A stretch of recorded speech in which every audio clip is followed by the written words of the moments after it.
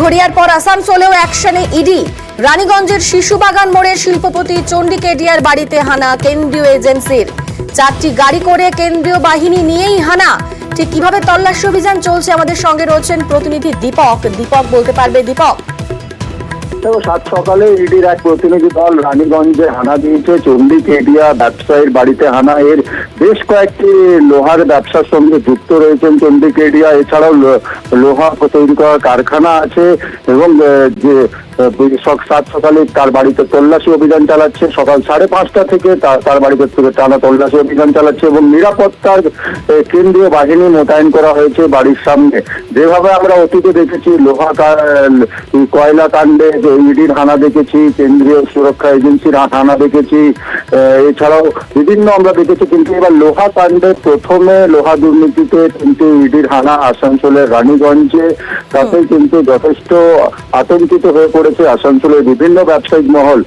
যেভাবে নির্বাচনের আগে দেখা যাচ্ছিল ইনকাম ট্যাক্সের হানা এবং নির্বাচন পেরিয়ে যাওয়ার পরে ইডির হানা যেভাবে দেওয়া হয়েছে লোহা কারখানা মালিকের বাড়িতে, চণ্ডীবাবু বাড়িতে, তাতেই কিন্তু আতঙ্কিত হয়ে পড়েছে ব্যবসায়ীরা। এখনো কিন্তু তল্লাশি অভিযান চালানো হচ্ছে তার বাড়িতে। তল্লাশি অভিযান চালিয়ে কিন্তু ইডির পক্ষ থেকে জানা যাবে কি তার বাড়িতে কি পাওয়া গেছে বা কি পাওয়া যায়নি। ধন্যবাদ দীপক।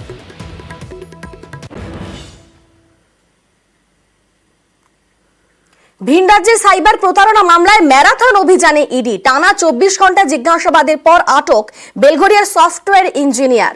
বৃহস্পতিবার সকালে দেশপ্রিয় নগরের রমেশ প্রসাদের ফ্ল্যাটে এনফোর্সমেন্টের অফিসাররা এবং কলকাতায় বসেই দিল্লির সাইবার প্রতারণার ছক বলে অনুমান কেন্দ্রীয় এজেন্সির। আমাদের সঙ্গে রয়েছেন প্রতিনিধি সুবীর। সুবীর বিস্তারিত বলবে। সুবীর, গতকাল সকাল থেকে কিন্তু আধিকারিক যারা রয়েছেন তারা বেলঘড়িয়া দেশপ্রিয় নগরের যে আবাসন, সেই আবাসনে কিন্তু রমেশ প্রসাদের আবাসনে তল্লাশি চালায় এবং তাকে দফায় জিজ্ঞাসাবাদ করা হয় এবং গতকাল সন্ধ্যাবেলা তার শাশুড়িকেও ডেকে পাঠানো হয় এবং তারপর জিজ্ঞাসাবাদ করা হয়। পাশাপাশি তার আবাসনের নিচে থাকা যে গাড়ি, সে গাড়িও কিন্তু গাড়ির ভেতর থেকে বেশ কিছু নথি উদ্ধার করে ইডির আধিকারিকেরা এবং গতকাল রাত্রিবেলা গভীর রাতে পাটনা থেকে একজন ইডির আধিকারিক আসেন এবং তিনিও এসে কিন্তু জিজ্ঞাসাবাদ করেন এবং আজকে সকালবেলা কিন্তু 24 ঘন্টা জেরার পর আজকে সকালবেলা কিন্তু রমেশ প্রসাদকে ইডির আধিকারিক যারা রয়েছেন তারা আটক করেছেন। ইডি সূত্র থেকে যেটা জানা যাচ্ছে যে পাটনা, বিহার এবং দিল্লি এই সমস্ত জায়গায় কিন্তু কলকাতায় বসে কিন্তু বিভিন্ন প্রতারণার এখান থেকে করা হতো এবং কলকাতাতে নিউ টাউনের অফিস করে সেখান থেকে কিন্তু প্রতারণার চালাতো রমেশ প্রসাদ এবং তার সাকরেদরা এবং গতকাল